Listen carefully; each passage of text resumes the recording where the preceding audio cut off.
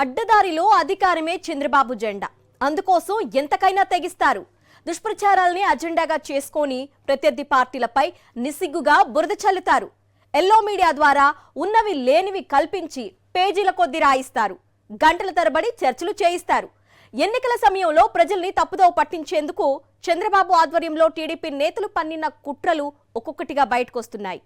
Super 6 హామీల పేరిట ప్రజల్ని వంచారనేది ఇప్పటికే స్పష్టమైంది. బ్రెజిల్ నుంచి విశాఖకు వచ్చిన నౌకలో డ్రగ్స్ ఉన్నాయని టీడీపీ కూటమి చేసిన దుష్ప్రచారం వట్టి కుట్రేనని సీబీఐ తేల్చింది. ఆ నౌకలో అసలు ఎలాంటి డ్రగ్స్ లేవని కేంద్ర దర్యాప్తు సంస్థ సీబీఐ దర్యాప్తులో తేలడమే దీనికి నిదర్శనం. చంద్రబాబు ఆధ్వర్యంలో జరుగుతున్న అబద్ధాల ప్రచారంపై ప్రముఖ జర్నలిస్ట్ కొమ్మినేని శ్రీనివాసరావు కామెంట్ ఇప్పుడు చూద్దాం. అబద్ధం వేగంగా వ్యాపిస్తుంది, నిజం నిలకడ మీద కానీ తెలియదని అంటారు. కొంతమంది రాజకీయ నేతలు ఈ విషయాన్ని బాగా వంట పట్టించుకుని వదంతులు, అసత్యాలు, అర్ధసత్యాలు ప్రచారం చేసి సఫలం అవుతుంటారు. అన్నిసార్లు కాకపోయినా ఎక్కువసార్లు ఇలా జరుగుతోంది. ఈ గేమ్లో ఏపీ ముఖ్యమంత్రి చంద్రబాబు నాయుడును సరితూగగలిగేవారు మరొకరు ఉండకపోవచ్చు. ఆయనతో ఇప్పుడు ఉప ముఖ్యమంత్రి పవన్ కళ్యాణ్ పోటీ పడుతున్నారు.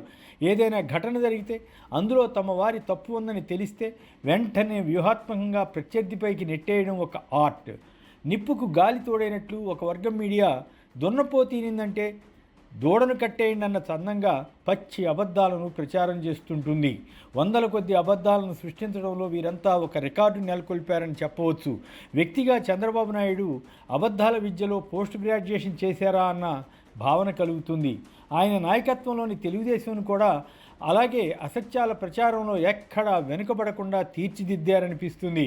ఇందుకు ప్రత్యక్ష నిదర్శనం 2024 ఎన్నికలకు ముందు జరిగిన ఓ ఘటనే. అప్పుడు విశాఖ ఓడరేవులోకి ఒక షిప్లో డ్రగ్స్ అంటే మాదక ద్రవ్యాలు వచ్చాయన్నది సమాచారం. సిబిఐ దానిపై కూపీ లాగడానికి రంగంలో దిగింది. ఒక ప్రైవేట్ కంపెనీ వీటిని బ్రెజిల్ నుంచి దిగుమతి చేసుకుందన్న ఆరోపణపై విచారణ సాగింది. ఆ వార్త ఎలా వచ్చిందో లేదో వెంటనే టీడీపీ రంగంలో దిగిపోయింది. అవి డ్రగ్సో కాదో తెలియకముందే అవన్నీ డ్రగ్స్గా తేల్చేసి అవి వైసీపీ వారివేనని ప్రచారం ఆరంభించేసింది. టీడీపీ అధికారిక ట్విట్టర్ పేజీలో ఏమని వ్యాఖ్యానించిందో గమనిస్తే ఇంత నీచంగా కూడా ప్రచారం చేయవచ్చా అన్న ఆవేదన కలుగుతుంది. యువజన కొకైన్ పార్టీ అని రాసి బ్రాకెట్లో వైసీపీ అని పేర్కొని విశాఖకు కొకైన్ ఎలా వచ్చిందని ప్రశ్నించింది. అక్కడితో ఆగలేదు. అప్పటి ముఖ్యమంత్రి జగన్, ఆయన సమీప బంధువులు YS Anil Reddy, Sunil Reddy, MP Vijayasai Reddy, social media incharge Sajjala భార్గవరెడ్డిల ఫోటోలు పెట్టి మరీ కొకైన్ డెలివరీ అని ప్రచారం చేసింది. దేశంలో ఎక్కడ డ్రగ్స్ పట్టుబడినా తాడేపల్లి ప్యాలెస్ లింకులే బయటపడుతున్నాయి అని కూడా మరో ట్వీట్లో ఆరోపించింది. నాడు తాలిబంటూ తాడేపల్లి, 2021లో విజయవాడలో 21,000 కోట్ల హెరాయిన్, నేడు బ్రెజిల్ టు తాడేపల్లి. అలాగే 2024లో విశాఖలో 1.60 లక్షల కోట్ల కొకైన్ అంటూ నీచంగా అసత్యాలు ప్రచారం చేసింది. ఇదంతా అవాస్తవమని టీడీపీకి తెలుసు, చంద్రబాబు నాయుడు, ఆయన కుమారుడు లోకేష్లకు తెలుసు. అయినా రాజకీయం కోసం ఏమైనా చేయాలన్నది వారి సిద్ధాంతం. ఎన్ని అబద్ధాలైనా ఆడవచ్చన్నది వారి అభిమతం. అదే ప్రకారం వారితో పాటు ఈనాడు, ఆంధ్రజ్యోతి వంటి ఎల్లో మీడియా నీతి విలువలు లేకుండా తెలుగుదేశం పక్షాన పనిచేశాయి. పచ్చి అబద్ధాలైనా ఏమో నిజముందేమోలే అన్నట్లుగా వీరు కల్పిత గాథలు ఇచ్చేస్తుంటారు. ఇవి చాలవన్నట్లు సోషల్ మీడియాలో ఇంత దారుణంగా వదంతులు సృష్టిస్తుంటారు. ప్రతిపక్షంలో ఉన్న, అధికార పక్షంలో ఉన్న ఇదే ట్రెండ్ ఫాలో అవుతుంటారు. విశాఖ డ్రగ్స్పై చంద్రబాబు, జనసేన అధినేత పవన్ కళ్యాణ్ కూడా పోటీపడి అబద్ధ ప్రసంగాలు చేశారు.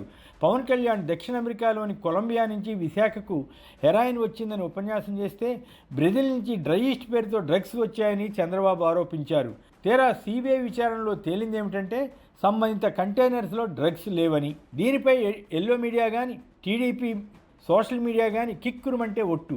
ఇంత నీచమైన ఆరోపణలు చేశాం కదా, వాటిని ఉపసంహరించుకుంటున్నాం అని కూడా ఎక్కడా చెప్పరు.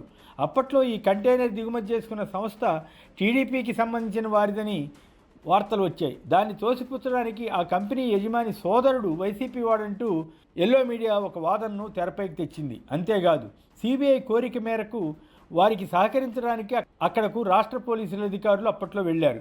వెంటనే ఎల్లో మీడియా డ్రగ్స్ కేసును మేనేజ్ చేయడానికి ఈ రాష్ట్ర పోలీసులు వెళ్ళారని కల్పిత గాథలు వండేసి జగన్ ప్రభుత్వంపై అభాండాలు వేశారు.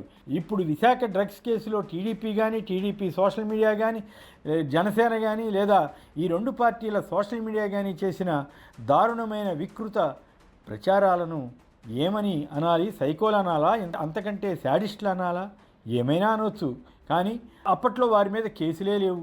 టీడీపీ సోషల్ మీడియా ఘోరమైన పోస్టులు పెట్టిందని ప్రస్తుతం వైసీపీ వారు ఆధార సహితంగా పోలీసులకు ఫిర్యాదు చేసినా పట్టించుకోవడం లేదు. దీంతో మాజీ మంత్రి అంబటి రాంబాబు తాము కోర్టుల్లో ప్రైవేటు కేసులు వేస్తున్నామని చెప్పాల్సి వచ్చింది. విశాఖలో కల్పిత డ్రగ్స్ ఉదంతమే రాజకీయాల్లో అసత్యాలే ప్రామాణికంగా పనిచేసుకుంటూ రాజకీయ నేతలు వెళితే సమాజం కూడా అలాగే తయారవుతుంది. ప్రస్తుతం ఏపీలో సమాజం అటువైపే పయనిస్తోందా?